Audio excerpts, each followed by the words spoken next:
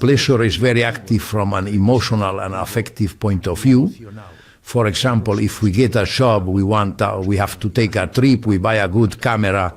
At the moment we have it, there is a great emotional release, right? Of emotion.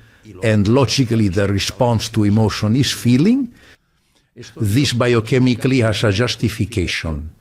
Today we know that all mental activity at the cerebral level has a substrate of biochemical substances, which are involved at the synapse level, which are the neuronal connections, where the nerve impulse is transmitted by chemical substances that are neurotransmitters. In pleasure, the neurotransmitter is dopamine, which is highly exciting for neurons.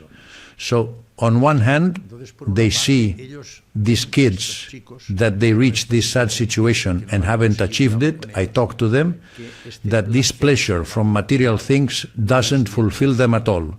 So they seek increasingly stronger stimuli. And they enter what we call compulsive consumption.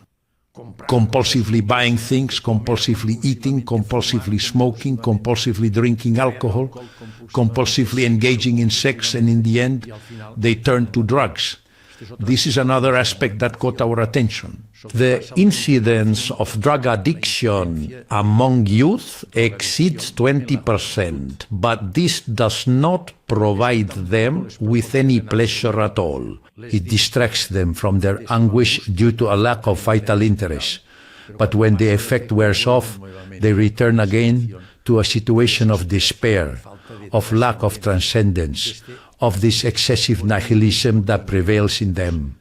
That until finally, in predisposed people with a tendency towards depression, with an absolute or very deep lack of self-esteem, they come to the conclusion that life is not worth living and they commit suicide.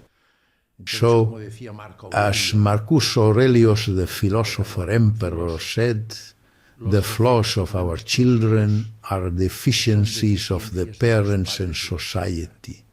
What have we done with our youth? We have given them everything.